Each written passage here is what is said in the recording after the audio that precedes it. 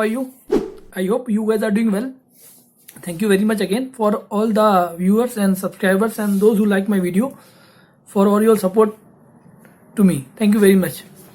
As I promised to all of you कि मैं rotations को लेके कुछ बात करूंगा आगे आने वाले वीडियो में, तो आज उसी टॉपिक पे अपन डिस्कस करेंगे रोटेशन को लेके, टायर रोटेशंस, ठीक है ना। जैसे कि मैं पिछले लास्ट 2 वीडियो में आप लोगों को बता रहा हूँ कि जब आप टायर खरीदते हैं तो आपको क्या क्या चीज़ों के लिए ध्यान रखना चाहिए, जब आप किसी डीलर के पास जाते हैं तो कैसे आपको डिस्कस करना चाहिए, है ना। और टायर के में क्या क्या चीज़ मोस्ट प्रोबेबली होती है, वो मैंने इससे पहले वाले वीडियो बनाया था जब टायर बनता है। आज जो मैं वीडियो बना रहा हूँ ना, उसका रोटेशन मैंने क्यों इम्पोर्टेंट, रोटेशन जिंदगी में हर किसी चीज़ पे ज़रूरी है। कहते हैं ना, गति है तो जिंदगी है और गति नहीं है तो जिंदगी नहीं है। रोटेशन बहुत ज़रूरी है। रोटेशन क्यों चाहिए होता है, रोटेशन का मतलब क्या होता है, पहले अपन ये जानते हैं। अपने टायर को एक सर्टेन पीरियड के बाद सारे टायर्स को आपस में चेंज करना, that is called rotation. Periodic मतलब इसको अगर हम डेफिनेशन में करें, periodically changing the position of your tyres on your vehicle. आप ये समझिए कि आप एक सर्टेन पीरियड के बाद अपने टायर्स को अपने व्हीकल्स के ऊपर से इधर से उधर चेंज करना, that is called rotation, correct. और रोटेशन शुड बी क्यों, कब और कैसे होना चाहिए, उसके बारे में आगे आने वाले आगे वीडियो में हम डिस्कस करेंगे, ठीक है ना।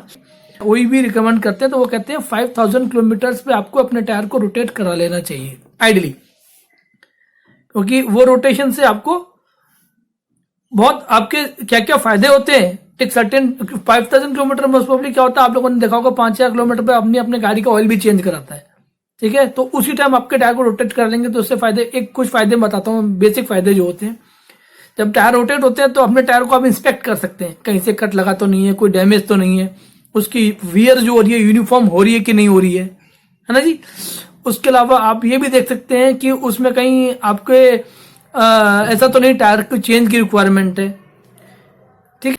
और दूसरा आप ये भी देख सकते हैं, जब टायर जो निकल के रोटेट होते हैं उस टाइम आप ये भी ध्यान दे सकते हैं कि इसमें बैलेंसिंग की जरूरत तो नहीं है, मेरे को रीबैलेंस तो नहीं कराने, क्योंकि कई बार गाड़ी में वाइब्रेशंस होते हैं तो आपको वो रीबैलेंस मांगते हैं वो टायर्स, ठीक है ना।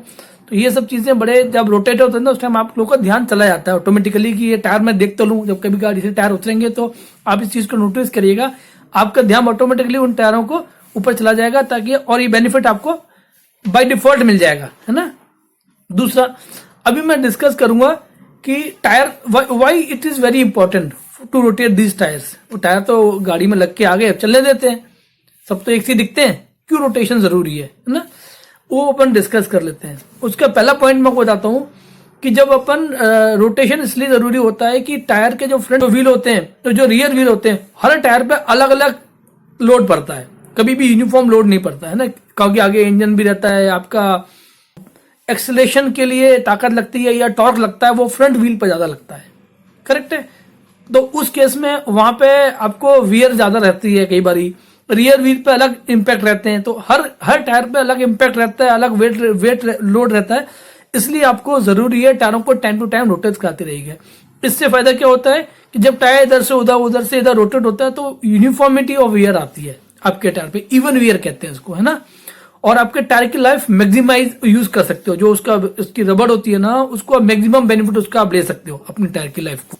जो आपका फ्रंट में रहता है उसमें टॉर्क को, जैसे मैंने बोला, फ्रिक्शन रहता है, तो आपके ब्रेकिंग, आपके कॉर्नरिंग, इन सब चीजों के लिए उनमें लगती ज्यादा ताकत, तो उस केस में उसकी वियर कम और ज्यादा हो सकती है, तो इसलिए रोटेशन सजेस्ट है। दूसरा आपका ये रोटेशन जरूरी इसलिए भी है कि आपका टायर पे जो टायर डेप्थ रहता है वो यूनिफॉर्म वियर हो, उससे आपका ट्रैक्शन और कंसिस्टेंस रहता है अक्रॉस ऑल द टायर्स, है ना।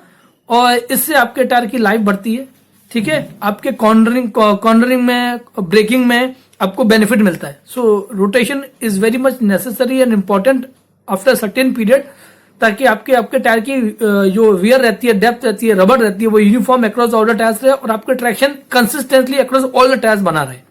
एक चीज और फाइनल चीज बताता हूँ आपको कि अगर आपके टायर और आपकी गाड़ी ऑल व्हील ड्राइव, जब ऑल व्हील ड्राइव में जो आपके इवनली वन टायर्स रहते हैं वो आपके टायर के स्ट्रेस को ड्राइव ट्रेन पे कम कर देते हैं, which is very important for the safety point of view, ठीक है। रोटेशन आपके कई चीजों पर डिपेंड करता है ना। जैसे मैंने आपको बताया टायर एक बहुत कॉम्प्लिकेटेड चीज भी है, it's not easy to understand everything, पर लेकिन कॉम्प्लिकेटेड चीज को अपन बहुत सिंपल भाषा में आपको समझाने की कोशिश करता हूँ कि रोटेशन पैटर्न्स जो डिपेंड करता है आपके टाइप्स ऑफ व्हीकल कौन सा है। किसी का फ्रंट व्हील ड्राइव का रहता है, किसी का ऑल व्हील ड्राइव रहता है, किसी का रियल व्हील ड्राइव रहता है, किसी का फोर व्हील ड्राइव रहता है। उस पर डिपेंड करता है आपके पैटर्न ऑफ रोटेशंस, किस किस पैटर्न का रोटेशंस आपको जनरली करना चाहिए। ठीक है, आगे आने वाले आगे वीडियो में इसी के बात करने जा रहा हूं। ये भी अपन ने आज के देखने को मिलता है कि कई बार आपने देखा होगा कि बहुत से लोगों का फ्रंट के टायर्स के अलग साइज के रहते हैं, रियर के अलग साइज के रहते हैं आजकल की गाड़ियों में। कुछ में ऐसा हो गया है कि आपका स्पेयर जो व्हील आता है वो भी एकदम सेम और सही साइज का आता है। कई व्हीकल्स में ऐसा आता है कि स्पेयर का जो स्पेयर व्हील होता है उसका साइज थोड़ा सा वो लोग कम कर देते हैं। तो रोटेशन पैटर्न, इन सब चीजों पैरामीटर्स को कंसीडर करके अपन आगे ये डिसाइड कर सकते हैं कि कैसा कौन सा रोटेशन पैटर्न अपने को सूट करेगा। तो कुछ पैटर्न्स के बारे में मैं डिस्कस कर रहा हूं, जैसे कि जो कि आजकल की गाड़ियां हैं जिनके टायर्स जो है यूनिफॉर्म इन साइज है ना, और नॉन डायरेक्शनल पैटर्न्स के हैं, उनके लिए कौन कौन सा आप करा सकते हैं ये रोटेशंस। पहला आता है आपका रियर वर्ड क्रॉस करके। रियर वर्ड में आपको इसका वो पूरा जो चार्ट्स है वो भी मैं आपको पीछे दिखा दूंगा, आगे देख सकते हैं वीडियो में। रियर वर्ड क्रॉस कहते हैं उसको। ठीक है, एक आता है आपका एक्स पैटर्न, एक आता है आपका फॉरवर्ड क्रॉस करके।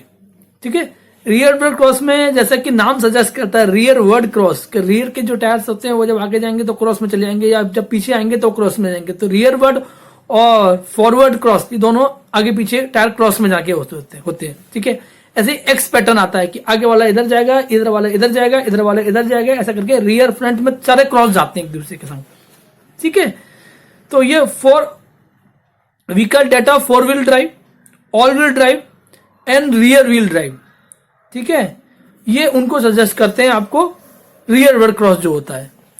आपका एक्स पैटर्न अपन सजेस्ट करते हैं उनको जो फ्रंट व्हील ड्राइव है बेसिकली, है ना, उनके लिए सजेस्ट करते हैं। जैसे कि light truck vehicles, light truck कुछ होते हैं आपके व्हीकल्स होते हैं। ठीक है, और लाइट वेट ट्रक जिसे कहते हैं अपन, है ना, और कुछ अपनी सीडान्स होती हैं, उनके लिए एक्स पैटर्न सूट करता है, तो आप वो कर सकते हैं।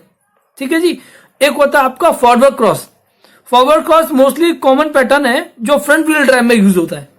ठीक है, तो ये तीन तरह के पैटर्न आपको बताया मैंने, rear word cross, x pattern और फॉरवर्ड क्रॉस। जो रियर वर्ड क्रॉस होता है उसमें आपके रियर के टायर क्रॉस में जाते हैं, फ्रंट फॉरवर्ड जो आपका फॉरवर्ड क्रॉस होता है उसमें फॉरवर्ड के टायर क्रॉस में जाते हैं। तो आपको पैटर्न देखेंगे तो आपको उसमें और क्लियर अच्छे से हो जाएगा। तो वो व्हीकल जिनका टायर साइज फुल साइज का आता है, स्पेयर टायर साइज जो होता है ना वो फुल साइज का होता है, और उनके नॉन डायरेक्शनल टायर को लेकर बात कर रहा हूँ, यूनिफॉर्म टायर साइज हो और आपके स्पेयर टायर भी आपका फुल साइज का हो, उनके लिए रियर वर्ड क्रॉस होता है और फॉरवर्ड क्रॉस होता है। रियर वर्ड क्रॉस जो होता है आपका फोर व्हील ड्राइव में और रियल व्हील ड्राइव में काम आता है। फॉरवर्ड क्रॉस आपका फ्रंट व्हील ड्राइव के लिए जरूरी है। ठीक है, ये दो पैटर्न आपके नॉन डायरेक्शनल टायर होंगे, उनके लिए सूट करेगा। और जो आपका टायर रहता है उसमें आपके में अगर स्पेयर साइज होता है, जो आपको इसको अपन स्टेपनी भी बोलते हैं, वो अगर फुल साइज का है उनके लिए भी ये सजेस्टेड है। ये तो मैंने बात करी तक अभी तक आपसे जो आपके नॉन डायरेक्शनल टायर होते हैं, है ना जी।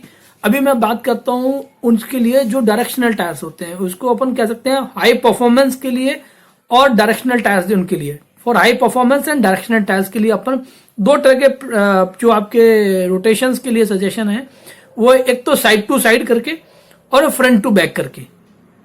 करेक्ट है, साइड टू साइड और फ्रंट टू बैक, ये आपके दो सजेशन है for high performance and directional tyres के लिए।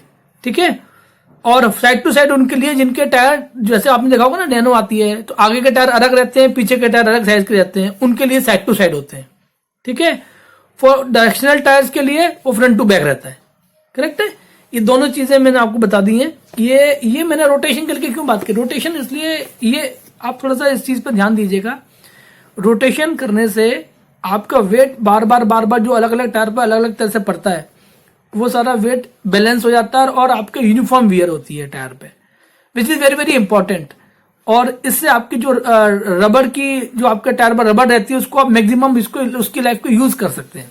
ठीक है, तो ये सब चीजें मेरा आज का वीडियो था बनाने का। जैसे मैंने आपसे कहा था रोटेशन को लेकर बनाऊंगा मैं, इसलिए मैंने ये रोटेशन क्लिप बनाया था। सो thank you very much for all my viewers and subscriber जिन्होंने मेरे वीडियो को देखा एंड लाइक एंड सब्सक्राइब किया।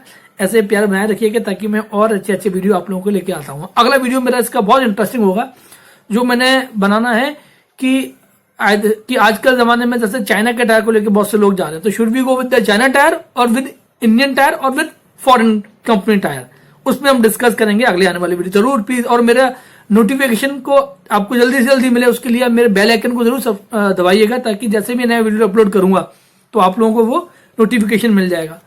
सो thank you very much and take care.